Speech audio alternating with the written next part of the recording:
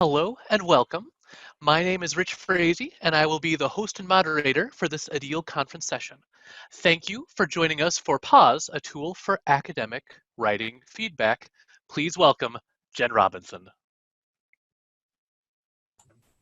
Hello, so a couple of disclaimers before I get started. One, you will be using your chat, so if you have not found that yet, toggle down to the bottom or the top of your screen and open it up. Well, there will be a bit of interaction at the beginning and at the end. Second disclaimer, there are plumbers right outside my office door. If you hear bumps and bangs and lovely British accents, just know that they're not going away soon because I need hot water. So hi, thank you so much for being here today. I'm excited to share this project with you and hopefully provide some useful information that you can take away to use in your own teaching immediately. Okay, there we go. So as we move through the next half hour or so, think about these questions. How do your current feedback practices support students' learning? And are there any revisions you can make to your own feedback practices to ensure students are able to immediately benefit from your feedback? As a faculty mentor and instructor quality reviewer at our university, I noticed that many of our faculty struggle with providing feedback. I noticed there would often be a heavy reliance on APA without any reference to content, or a suggestion that a student should go to the writing center without including ideas for what the student should ask the tutor. In my face-to-face conferences with faculty, we would discuss providing feedback in a way that is not only balanced but specific. I began to reach out to literature just to see what I could uncover about providing feedback for two reasons. One, to make sure I'm using research-based information, and two, so that I could be more articulate as to why this is so important. So one challenge in higher education is providing meaningful and effective feedback. Effective feedback must be embedded into assessment practices to help students make necessary connections between what they are learning, discipline-specific writing, and any areas of strengths and the needs that they need to work on. However, providing feedback can feel daunting to faculty who have many papers to grade and students who come with writing gaps. Still, it is important that students are given feedback that supports the various dimensions required for content area and academic writing. So let's take a quick poll. In the chat, give me an idea. How confident do you feel providing praise to students based on their work and their writing? Do you feel extremely confident, doing well, neutral, or do you think you could use some advice? Knowing that anything you put in the chat is protected information and we're not going to take it and share it. So if you feel like you need advice, that's okay. We're a professional learning community here, and that's what we're here to do, is to learn. Jennifer, I love that you're confident. Cindy's doing, or Richard's doing well. Cindy's neutral. John's confident. I love it. And Tamika, I love that you're doing well and can still use advice. That is what many of the folks I worked with said, that they think they're doing okay, but it always helps to brush up. The next question, how confident do you feel providing applicable feedback to your students? In other words, does your feedback help the student improve immediately? Are you extremely confident, doing well, neutral, or need advice? So John agrees, okay, needing advice. Jennifer's doing well. John's extremely confident. Patty's new. Okay, great, great, great. Wow. So maybe you guys do not need me today, huh? Let's go to the next one. How confident do you feel providing feedback that's understandable? In other words, will the student be able to interpret your feedback? Do you feel extremely confident, doing well, neutral? Jennifer, I love that. Yes. Yes, this was one of the things that we talked about quite a bit with the faculty in this study. Excellent. I love it. I love it. Okay, let's go to the next one. Ooh, doing well, but I appreciate advice. I love that. How comfortable are you with providing specific feedback? Feedback that's meant to teach students how to improve their work. In other words, is your feedback solution-centered? Are you extremely confident, doing well, neutral, need advice? Great, so we have lots of very comfortable, doing well, confident. Jesse, always, yeah. Time is, Jennifer, yes, time is very much an issue. Absolutely, absolutely. Okay, and the last one. Finally, is your feedback encouraging? Do you use language as a way to create a foundation for dialogue to help students solve challenges in their work? Yeah, I feel like many of us who teach online are really good at this encouraging part, right? We're pretty good at telling students maybe what they're doing well, how, and to just be upbeat and a cheerleader. So let's take a look at some other things that we might be able to add. So as stated by Cleary in 2011, if universities want to keep and graduate more non-traditional students, a new approach is needed for helping students learn to write successfully. PAUSE, the acronym I'm going to present piece by piece soon, is a reminder to use when providing quality written feedback to help students reach distinguished writing as defined by the subject objectives. So from the literature, and I'm sure our own anecdotal information, online students will struggle with writing at all levels. I currently teach associates all the way up to PhD, and they all have their needs depending upon their academic backgrounds or their comfort with writing. However, the online classroom allows students to speak up in a way where they may not have considered in a face-to-face classroom. Having distance and a little bit of anonymity can provide a foundation for a bit more confidence and willingness to participate. So as a result, that central online space becomes this fantastic venue for active discussions. Students are able to take more time to think through material and respond, but it's all in writing. In an online environment, it is important to acknowledge that our students do a great deal of writing. This is the primary way they show us what they understand. Feedback about writing can help students learn how to increase their academic writing skill set and find success in future classes. So, as faculty, being in an online environment allows us to rethink how we respond to students' writing. And there are so many things we can do to help our students improve. And still, our students will struggle, right? Some may submit work after writing one draft. Some may struggle to make their paper sound coherent, especially if they struggle to interpret informational text. And since our feedback is informational text, they may struggle to understand exactly what we want them to do. So, what can we do to help students understand what we need them to do to become better writers, to convey their academic voices in class? Something to think about is that we may be contributing to the challenges that our students are having with writing. Are we using language that is unfamiliar or from a high school class they had 20 years ago? Are we conveying our feedback in a way that is confusing or that includes indirect language that students cannot interpret, or they cannot infer what we mean? Sometimes we must take a step back and remember that many of our students fall into an at potential category. Dr. Newton Miller at Ashford University does a great deal of writing and presenting about working with at potential students. And we can help them move forward by showing them directly how to meet that potential. But we have to be explicit in the feedback we give. For faculty, the online space can be a place to try new teaching methodology and to consider practices that may not have been possible in the face-to-face classroom. While being invigorated by the process and possibilities, online instructors may find themselves in a place of needing to help students with academic writing skills. This realization challenges any assumptions about what students should know about academic writing before they enroll in an online university.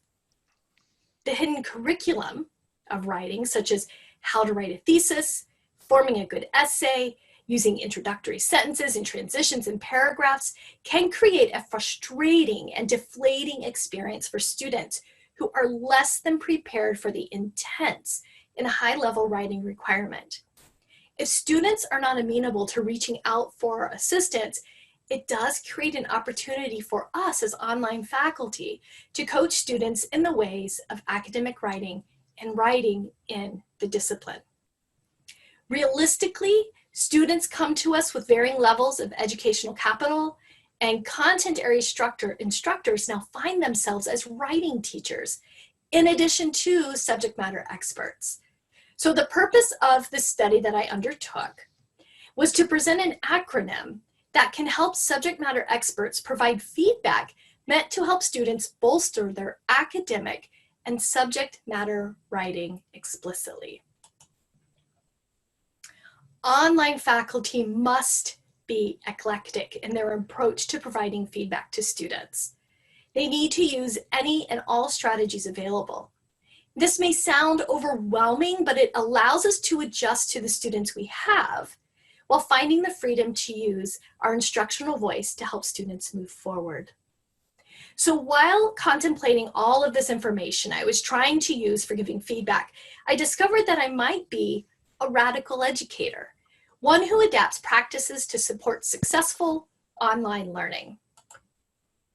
Pause then is the result of reviewing the literature and testing it with a group of teachers. First, what does it mean, right? So the first part of this is praise. What did our students do well? What about their writing? What about the content? Did they do well? Provide hope. Stephen Halfacre and, oh goodness guys, help me out. Stephen Halfacre and who came up with hope. It just went right out of my mind. I can see her face. Meaning helpful, optimistic, proactive, expert. She worked with Chris, Allie. I see her face right here. Before I go any further, does anybody remember, Lisa, yes, Lisa. Does anybody remember on the periodic table what the symbol for gold is? Does anybody remember the symbol for gold? If you remember, yes, AU. So this little, in the middle, the PAUSE, AUs, I'm calling them, the golds, is the golden part of this framework of feedback, because feedback in an online environment must be applicable. The synchronous nature, or the asynchronous nature, of online education means that students must be able to immediately apply suggestions put forth by an instructor.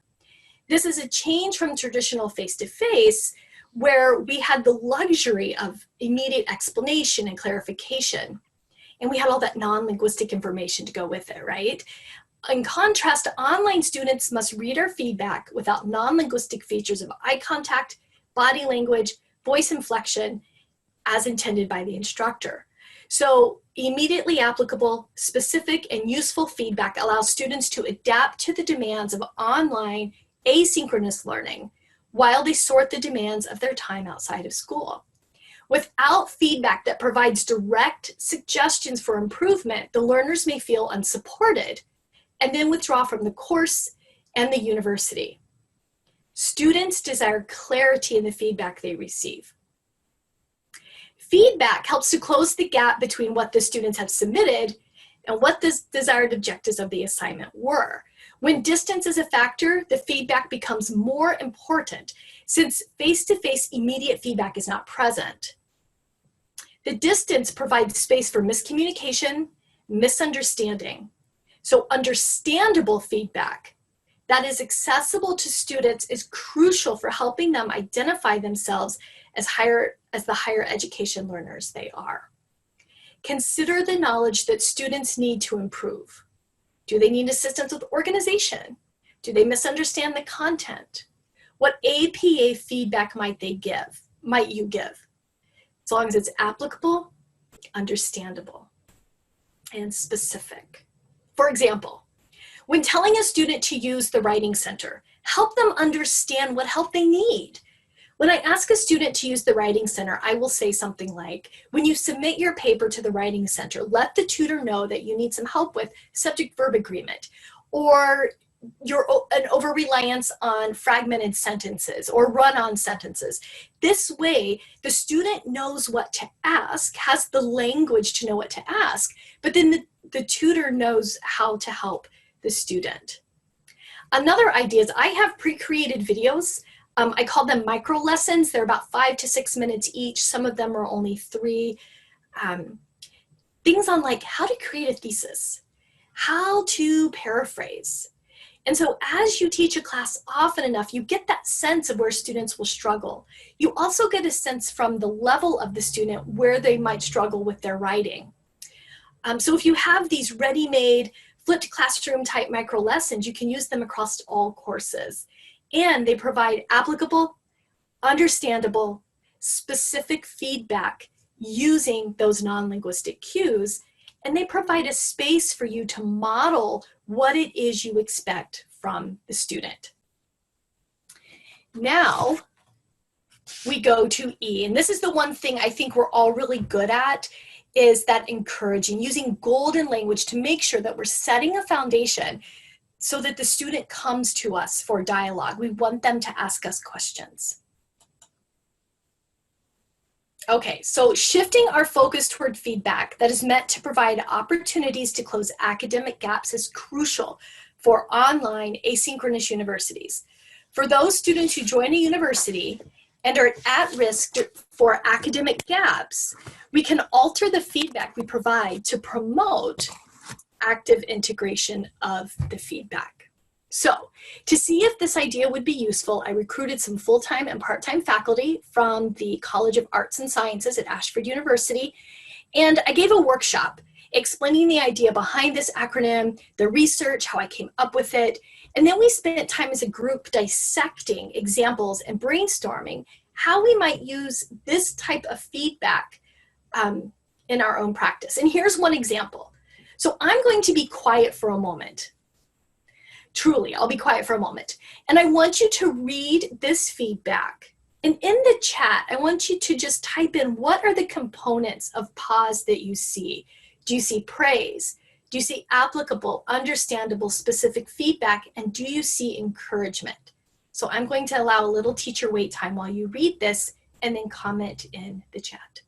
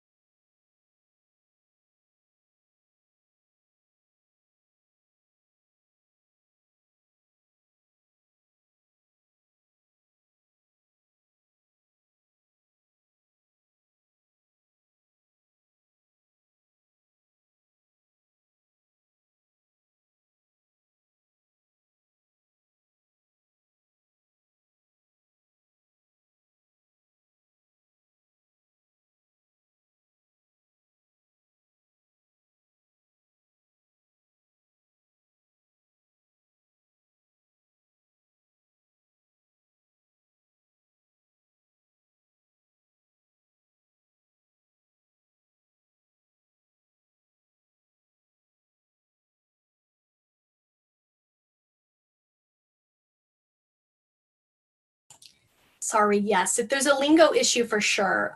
CALP is Cognitive Academic Language Proficiency. It's something we refer to when we're teaching second language learners.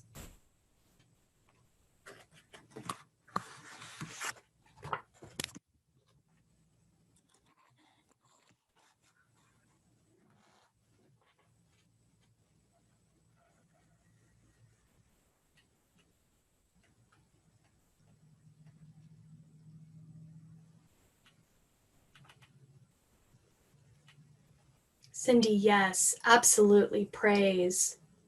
Applicable, using vocabulary specific, telling them exactly when I gave that feedback. I keep an Excel file of when just really quick snippets. ROP means I gave research to practice using that APA component. Or if I put paraphrasing, then I just note on their little name that I gave them in what week this little micro lesson about paraphrasing. Continue to strive, absolutely. Applicable, it's related to the work, it's understandable. It's individual to the student, it's specific, right? Absolutely. So this looks very long, right? And I do have some cached feedback, and I do encourage my associate faculty and all faculty to have a Google file of cached feedback, with the caveat that we need to have some individualization. So you do see some of this that I might use for other students, but certainly there is quite a bit of individualization in here to make sure that I'm meeting the specific needs of that student. Pamela, praise, applicable, understandable, and encouraging. Absolutely. So I work very diligently, even more now that I've done this research, to make sure that I'm including these specific components in my feedback. Oh, an average 500-page written assignment. John, I can tell you that when I'm reading dissertation chapters, I do spend time. So I'm nerdy. I move everything to my iPad through the cloud, and I handwrite notes to students. I haven't had a 500-page written assignment, but on let's say the AABA level, probably 10 to 20 minutes. It just depends on the length of the paper. The dissertation chapters, an hour and a half to 2 hours. Again, depends on the length of the paper. All right, so here's another one. I promise I'm not going to give you lots of these, but again, I'm going to practice being quiet. I'm going to give you a few moments to read this example and then list in the chat the components of pause that you see.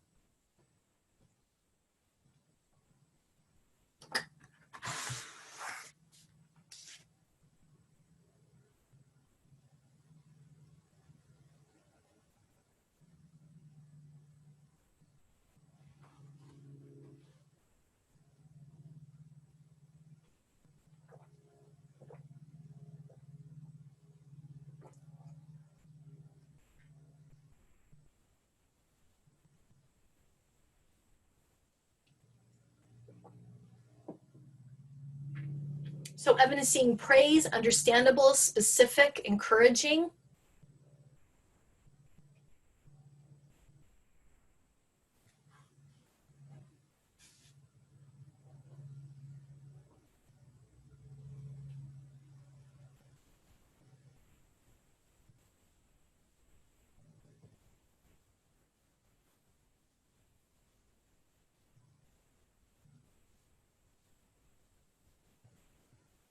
Applicable, Ali, adding applicable because I gave them a resource to use.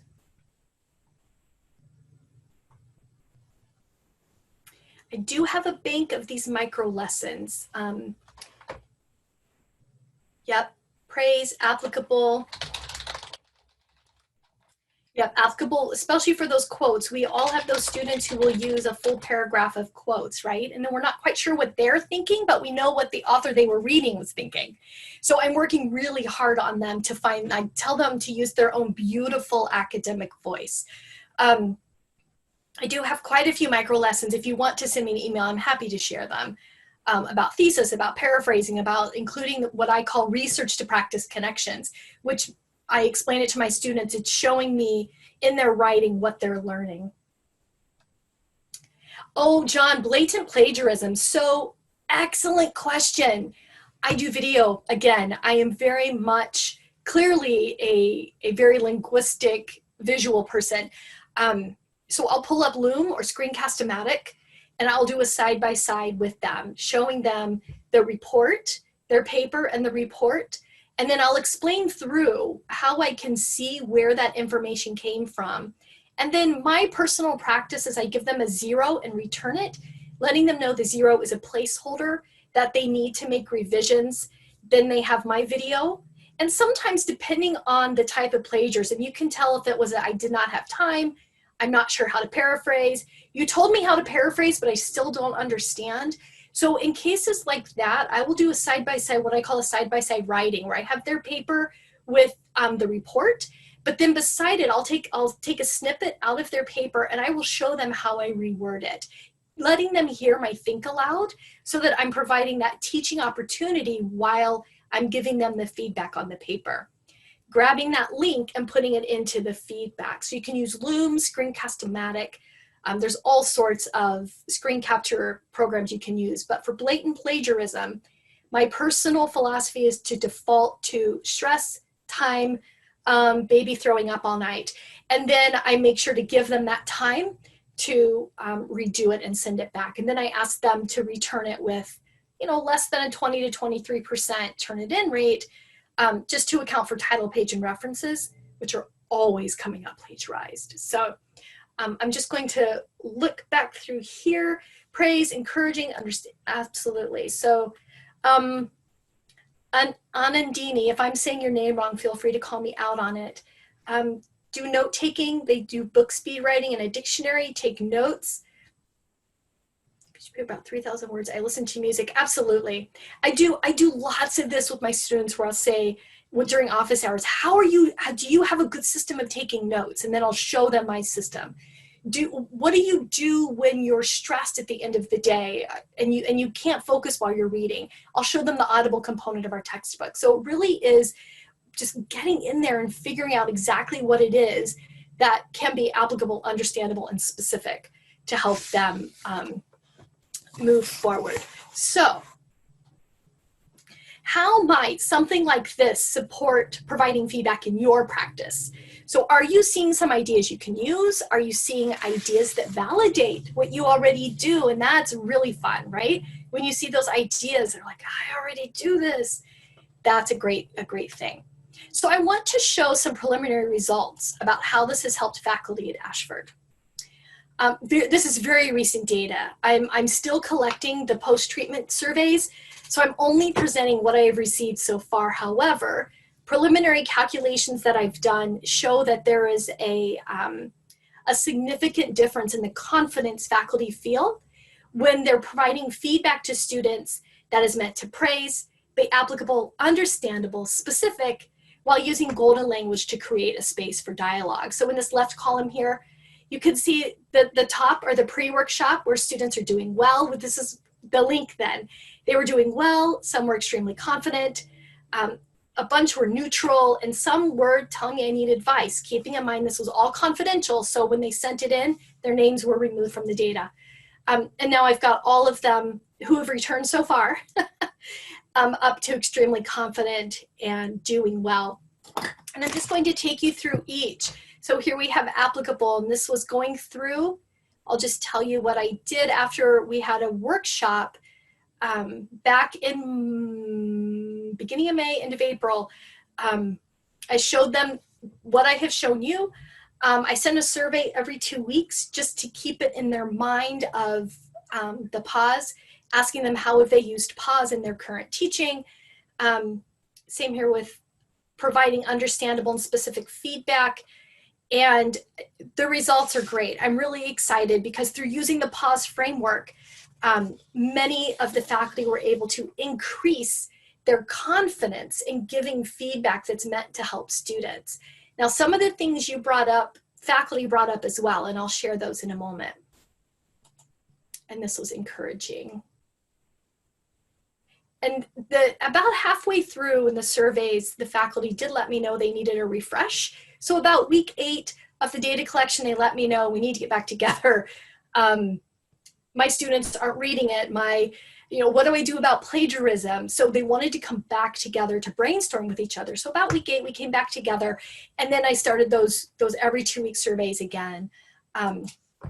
I'm still analyzing the qualitative side of this. There's lots and lots of qualitative stuff to look at, but I wanted to show you a few things that they've said. So since our workshop, I feel I can provide students with better information. I'm excited to begin teaching next week to see how students will react to this new information. Another faculty said, I'm adding advice on subject matter, expanding students' reading and research. And this is especially true when looking at the recent protests. So now they're getting specific with their content as well. And that was really neat to be able to see the evolution from the beginning of, I focus on APA and plagiarism, all the way over to, okay, now I'm providing a bit of content, I'm providing a bit of writing feedback. I can really dive in here and get really specific with my feedback. I've elaborated a bit more on the summary on an assignment about why the work was strong. So providing that praise in the beginning, we do know from research that praise does provide perseverance for students in online education.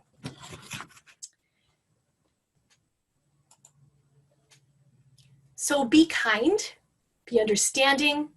Our frustration comes out in our words, right? Whether we have kids at home or students online, when we are having one of those days of, why did they not read my feedback 3 weeks ago? It helps to have some other resources that we can use, such as those ready-made micro lessons.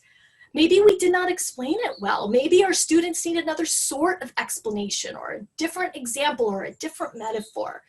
Providing positive feedback about what students have done well in their writing can help some at-risk learners persist through courses. The feedback instructors give carries a heavy weight for helping students feel a sense of accomplishment or failure. Providing consistent, epistemic, suggestive feedback about what students are doing well may help the adult learner gain confidence and security, especially if they come to the university with low educational capital. Focusing only on corrective feedback has the potential to minimize a student's motivation to persist in a course and remain with the university, which is why I bookend the praise and encouraging. And many of us know that sandwich model, right? You start out with good, you give the sticky stuff in the middle, and then you end with good. So still staying with that model. Students need academic feedback to help them reach that part of the university identity that they know is possible. So when providing feedback, it's important that we help students become who they envision at the end of their degree process. Faculty must remember that we have had many, many years to define who we are, to figure out this writing process, how to complete our tasks, and our adult learners are still in that process of developing their identities and perhaps in limbo between who they are and where they want to be. So as we close today, consider the questions I asked at the beginning. How do your current feedback practices support students' learning? Are there any revisions you can make to your feedback practices to ensure students are able to immediately benefit from your feedback? Consider taking some time to reflect on how you give feedback and what you might be able to change to help your students interpret the important information you are sharing to help them use their beautiful academic voices. What questions can I answer?